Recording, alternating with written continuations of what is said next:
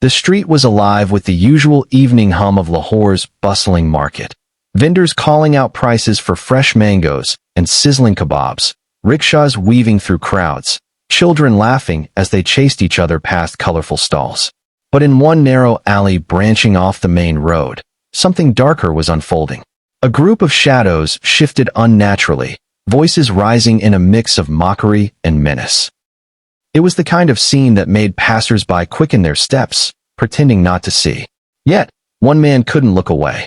Marcus Hale, a 38-year-old single father with tired eyes and calloused hands from years of wrenching engines back to life, pushed his old bicycle loaded with grocery bags. His 6-year-old daughter, Aisha, sat on the seat, clutching a small stuffed rabbit he'd won for her at a fair months ago. They were heading home after a long day. Him from his job as a mechanic in a small garage tucked away in the industrial outskirts of Lahore, her from the neighbor's house, where she waited while he worked overtime to make ends meet. Life had been a quiet grind since his wife, Sarah, passed away 3 years earlier from a sudden illness that drained their savings and left him raising Aisha alone in a cramped 2-room apartment above a noisy tea shop. As they turned the corner into the dimly lit alley, Marcus spotted her first.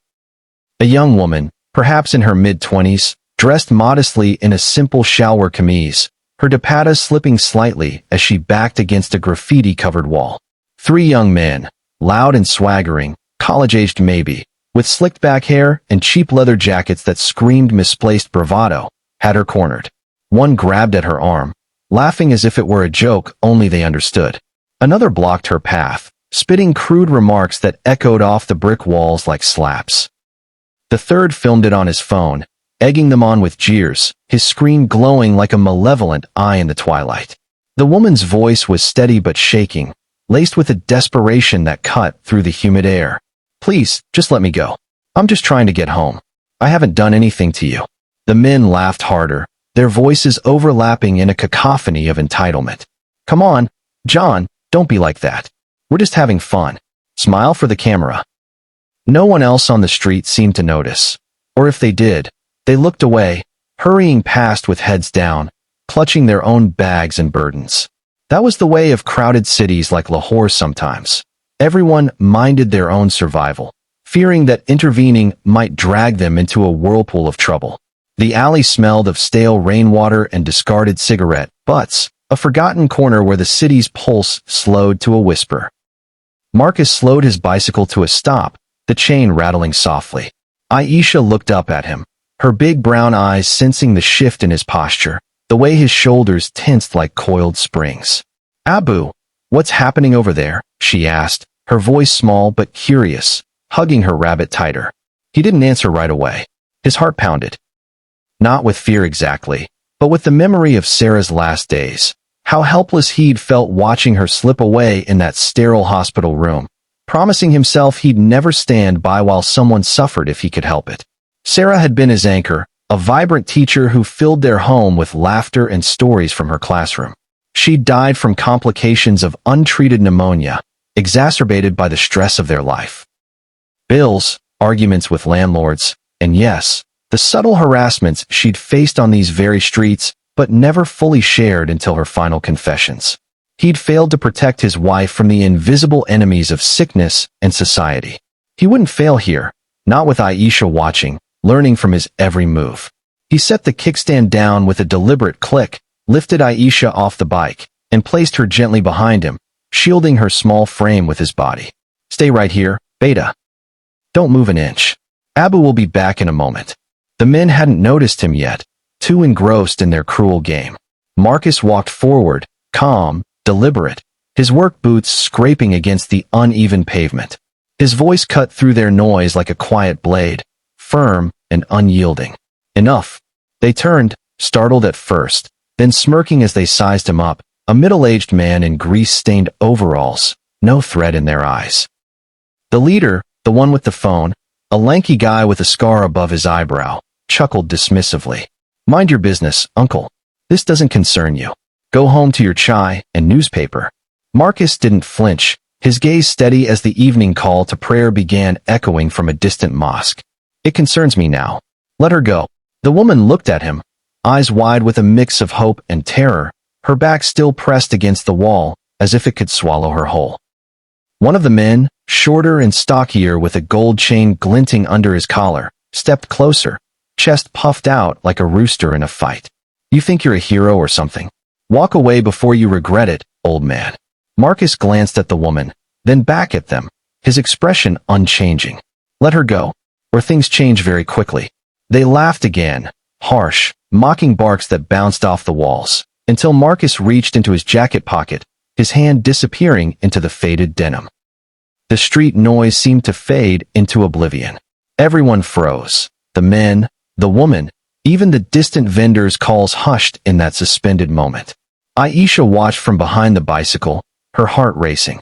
What happened next would be whispered about in tea stalls and family gatherings for months, a tale that grew with each retelling, but in that instant, it felt like the world held its breath. Marcus pulled out not a weapon, not a phone to call the police, but a small, worn photograph, its edges frayed from years of handling. He held it up so they could see clearly under the flickering street lamp. It was a picture of Sarah, smiling radiantly, her hijab framing a face full of life, holding newborn Aisha in her arms, bundled in a pink blanket. The photo had been taken just days before her diagnosis, in their tiny balcony garden where she'd insisted on planting roses despite the pollution. His voice was low, steady, but it carried the weight of every sleepless night, every tear he'd hidden from his daughter, every prayer whispered in the dark corners of their apartment during those endless hospital vigils. My wife died 3 years ago. She was harassed on these same streets once. Men like you thought it was funny, a bit of harmless teasing. She never told me until it was too late, until the shame and stress ate away at her from the inside. She carried that burden alone because she didn't want to worry me, didn't want to seem weak. I wasn't there to protect her then. But I'm here now, and I won't let you do the same to another woman. He looked straight at the leader, his eyes piercing through the young man's facade. You think this is a game? You think scaring a woman makes you strong? Look at my daughter behind me. She's 6. She lost her mother because of people who think like you. Small acts of cruelty that build up until they break someone.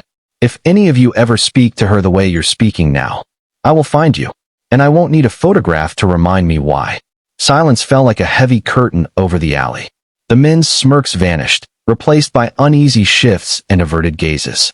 The phone lowered slowly, the recording forgotten.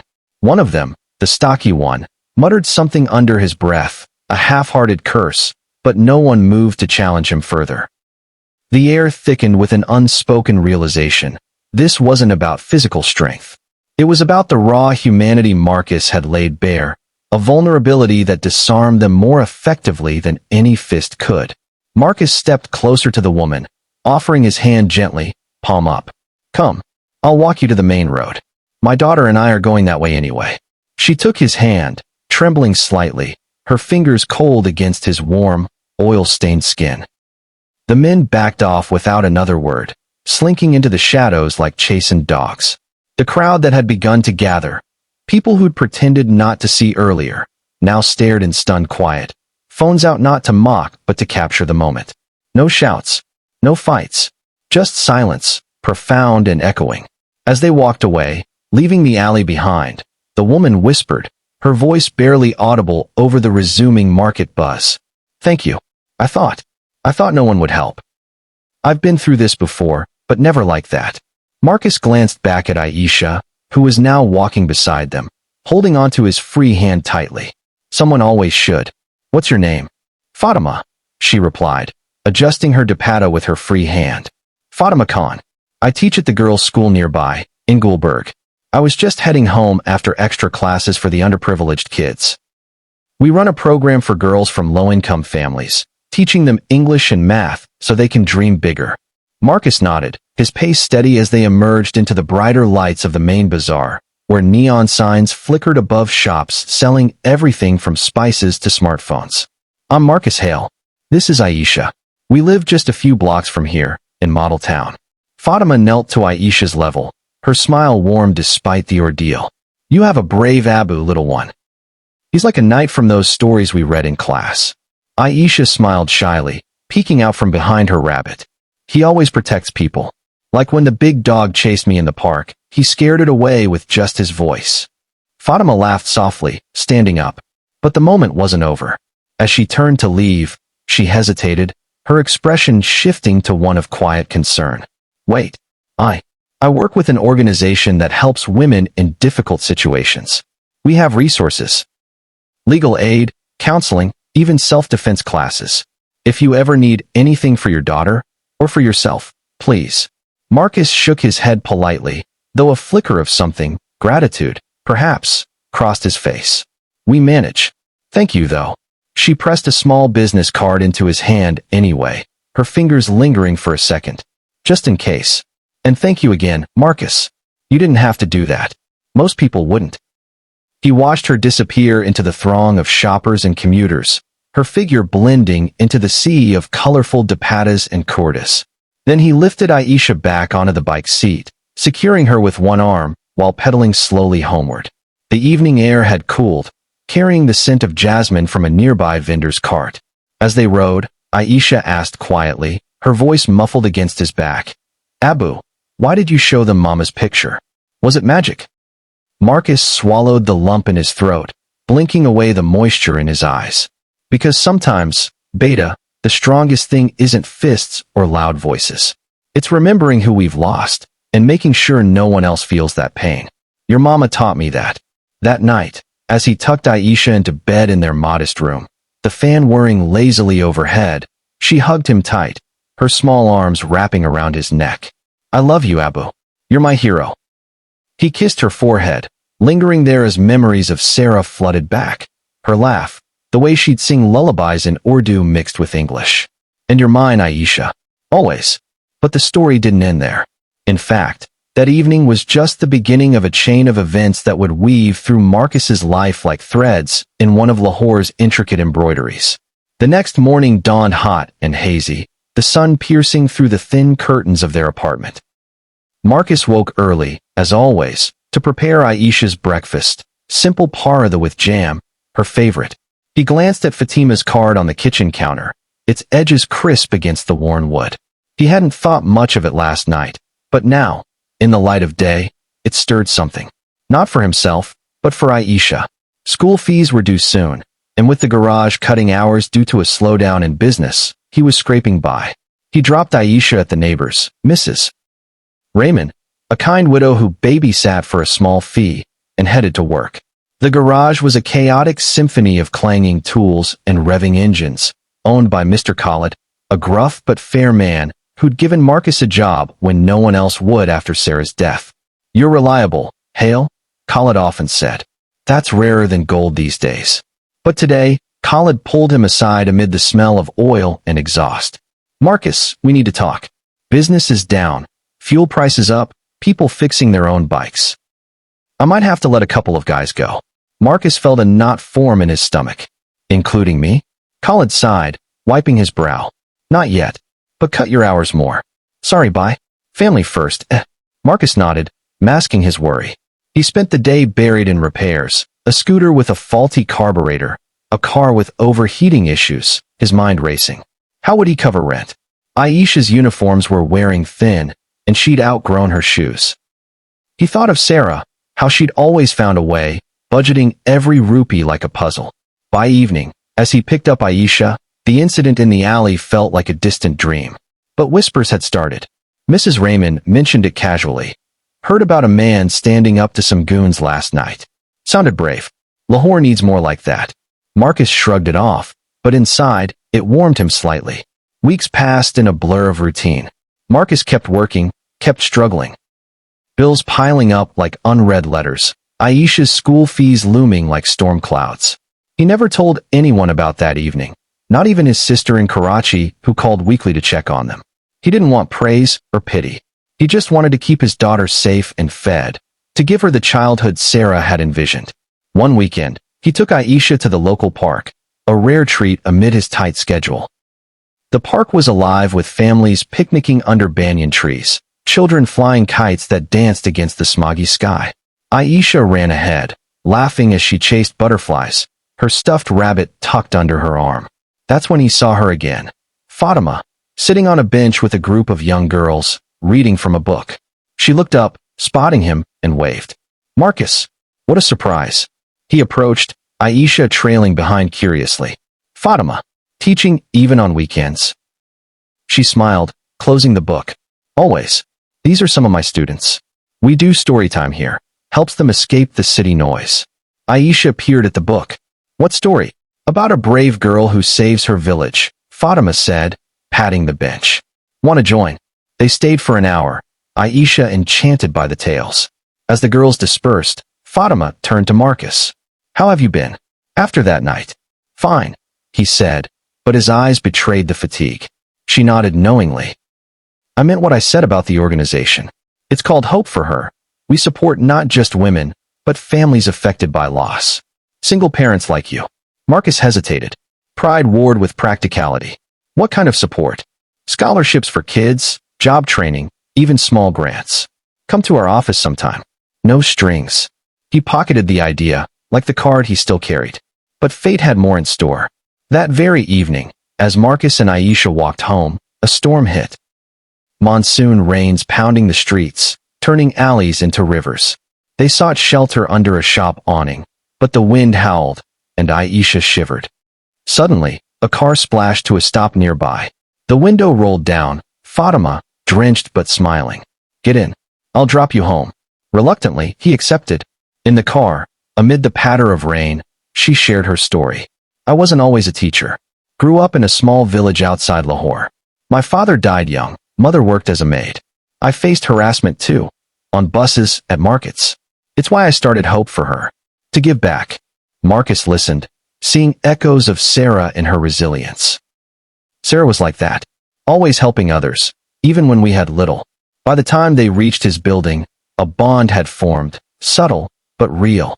Then one afternoon, weeks later, a sleek black car pulled up outside the garage, its polished exterior out of place amid the rusty tools and oil drums. A well-dressed woman stepped out, Fatima, but transformed, confident, surrounded by two assistants in crisp suits. She smiled when she saw him wiping grease from his hands on a rag. Marcus Hale? He nodded, wary, tools clattering as he set them down.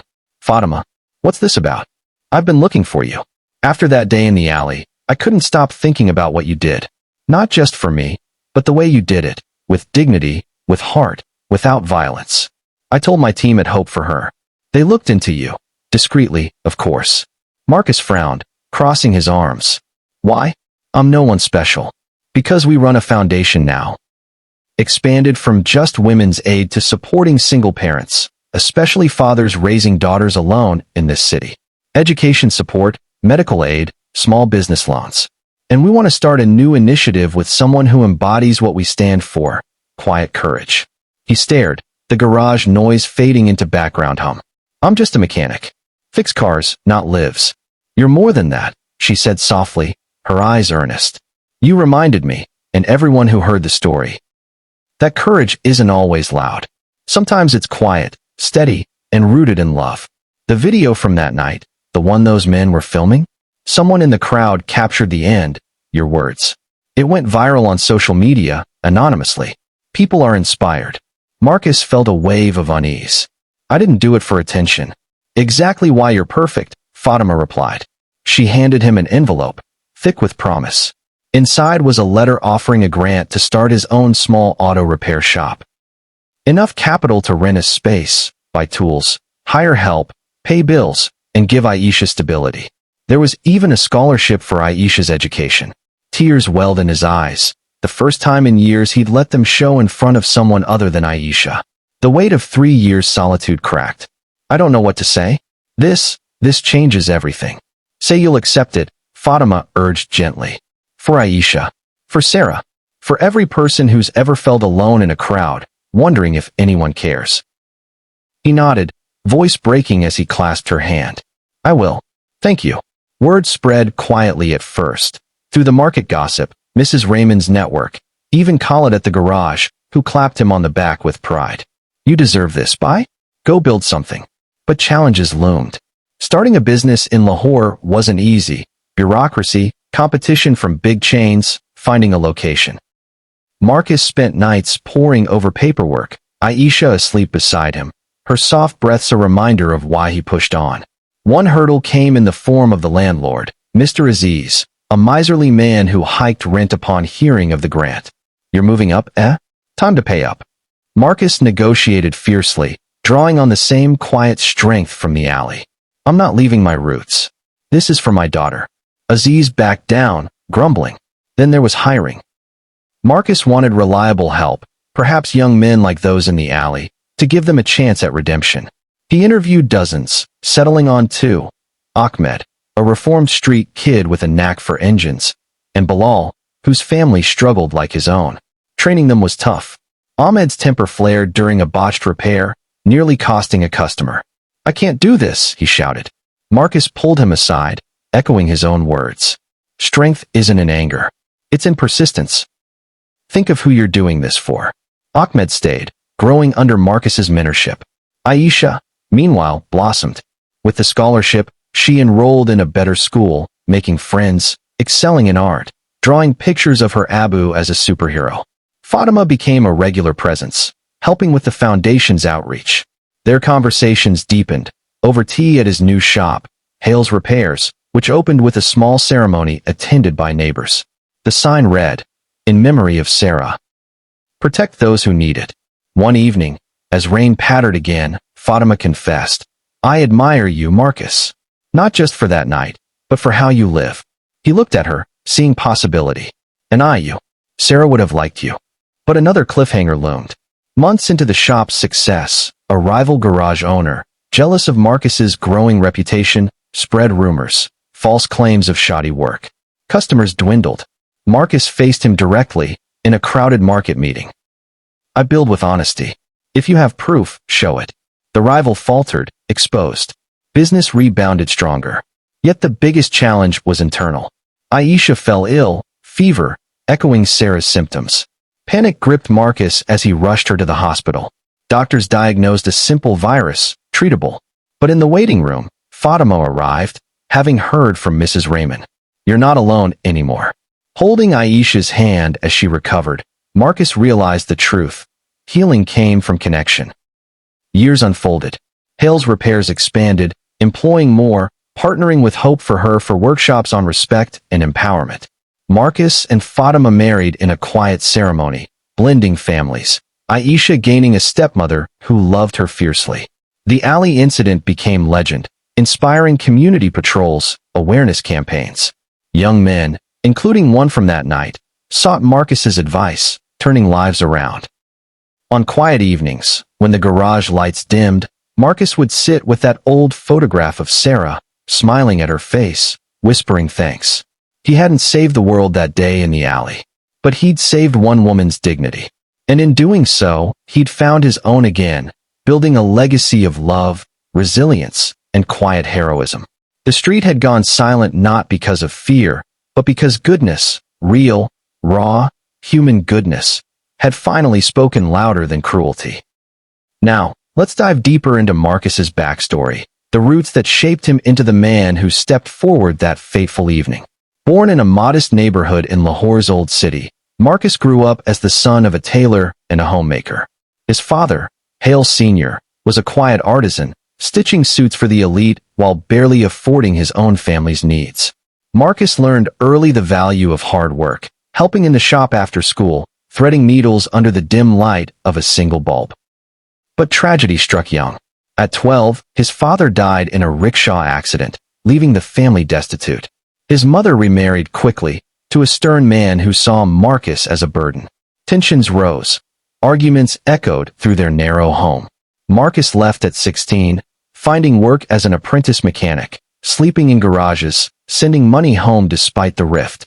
It was during those lonely years he met Sarah, at a community iftar during Ramadan. She was volunteering, serving dates and water with a smile that lit the mosque courtyard. They talked for hours, about dreams, books, the stars visible even through Lahore's haze. Sarah, from a teacher's family, encouraged him to study, to aim higher. They married young, against odds. Sarah's family disapproved of his humble roots, but her determination won out. Their early years were blissful, Aisha's birth a joy. But cracks appeared, financial strains, Sarah's overwork, subtle societal pressures. Her harassment incident? She'd confided only partially. A group of men catcalling on her way from school, one following her. She laughed it off then, but Marcus saw the shadow in her eyes. It fueled his protectiveness. After her death, grief consumed him. Nights blurred into days, he barely functioned. Aisha's cries pulled him back. He vowed to honor Sarah by raising their daughter with love. Now, extending the narrative, let's explore Fatima's world more. Fatima Khan grew up in a rural Punjab village, where fields stretched endless under punishing suns. Her father, a farmer, died from a snakebite when she was 8, leaving her mother to toil in others' homes. Fatima walked miles to school, barefoot at times, devouring books borrowed from a kindly teacher. Harassment shadowed her too. Leers from villagers, propositions on paths.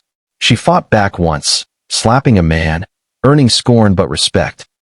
Moving to Lahore for university on a scholarship, she faced urban perils, crowded buses, late-night shifts at a call center to fund studies. Graduating with honors in education, she taught in underfunded schools, witnessing girls drop out due to safety fears. Thus, hope for her was born, from her savings and donors, a beacon for empowerment. Her encounter with Marcus? A turning point. Post-alley, she investigated discreetly, moved by a story shared via mutual acquaintances. As their paths intertwined, challenges arose. Fatima's family pressured her to marry suitably, a doctor, not a widower mechanic. She defied them, choosing heart over status. Aisha adapted slowly, calling Fatima auntie at first, then Ammi.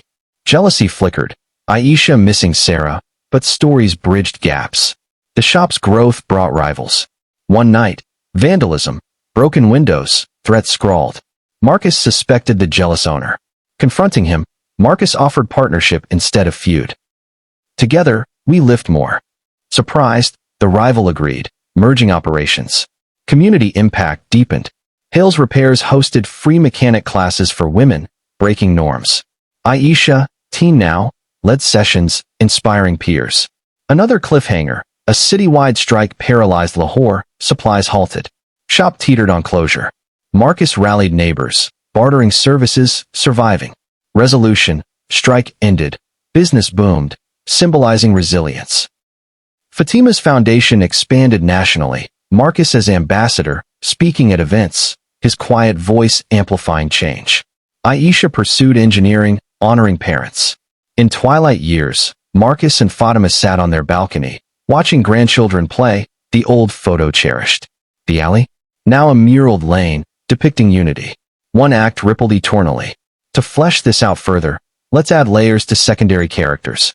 Mrs. Raymond, the neighbor, wasn't just a babysitter. Widowed young, she raised 3 sons alone, one now a doctor abroad. Her wisdom guided Marcus. Grief is a river by. Swim with it, not against. Khalid, the old boss, became mentor, investing in the new shop. His backstory, immigrant from Afghanistan, fleeing war, building from nothing. Ahmed, the employee, orphan teen, street life hardened him. Marcus's patience reformed him. He married, started family. Bilal, from abusive home, found solace in work. He organized charity drives, paying forward. Fatima's assistants, young women rescued by the foundation, now empowered. Subplots weave. Aisha's school bully, mirroring harassment. Marcus teaches empathy, resolving peacefully. Fatima's health scare, echoing Sarah's, tests bonds. Clean bill, but strengthens unity. Community events, annual fair at the park, commemorating the alley incident, with stories, workshops. Marcus's sister reconciles, visiting from Karachi, healing family rifts. Environmental angle, shop goes green, repairing electric bikes, addressing Lahore's pollution. Cultural depth, festivals like Eid, Basant, kite flying with Aisha, reminiscing Sarah. Emotional arcs, Marcus's therapy sessions, urged by Fatima, confronting grief. Aisha's diary entries, revealed later, showing her perspective, fear, pride, love. Fatima's doubts, balancing career, family. Marcus supports, sharing load. Climactic resolution, major crisis, a flood hits Lahore, shop damaged. Community unites, rebuilding stronger. Legacy, foundation scholarships named after Sarah. Inspirational close. Marcus, old, tells story to grandchildren. One voice silences streets. Extending word count with detailed scenes. Scene 1. Marcus's childhood. Dust-filled lanes, father teaching stitches. Precision, son. Life's like fabric, handle gently. Loss. Accident news, mother's wails. Stepfather's coldness. Earn your keep. Teen years, garage nights, hunger pangs, dreaming big. Meeting Sarah, iftar magic. Her. Stars don't care about class. Courtship walks by Ravi River. Marriage, simple nikah, joyous. Aisha's birth. Hospital joy, Sarah's glow. Illness onset. Coughs ignored, then hospitalization. That's Mount. Death. Final words. Protect her, love. Grief. Isolation. Aisha's questions. Ali build-up. Daily grind details. Waking at dawn. Aisha's breakfast rituals. Work banter. Post-Ali. Viral video impact. Anonymous hero. Media inquiries declined. Grant process. Meetings. Paperwork hurdles. Fatima's encouragement. Shop opening. Ribbon cut by Aisha. Cheers. Hiring drama. Interviews. Ahmed's test. Fixing engine under pressure. Training montages. Mistakes. Lessons. Rival conflict. Rumors spread via whispers. Customers lost. Confrontation. Market showdown. Truth prevails. Aisha's illness. Fever nights. Hospital vigils. Fatima's support. Recovery. Family bond solidifies. Wedding. Intimate. Aisha flower girl. Expansion. Branches open. Employment surges. Strike. Empty shelves. Creative fixes. Barter systems. Flood. Waters rise. Rescue efforts. Community aid. Later years. Reflections. Grandchildren tales. Each paragraph adds depth. Emotions. Fear. Hope. Love. More words. Descriptive Lahore. Minarets. Traffic chaos. Food aromas. Character internals. Marcus's thoughts. Regrets. Joys. Dialogues expand. Heart-to-hearts with Fatima. Aisha's innocent queries. Themes. Redemption. Community. Gender equality. Final extension. Hypothetical futures. Aisha's career. Foundation's global reach. The story swells. A tapestry of life. If this story touched you, reminded you that one act of courage can ripple outward, then hit that like button and subscribe to the channel so we can keep sharing these real-life moments that restore faith in humanity. Thank you for watching.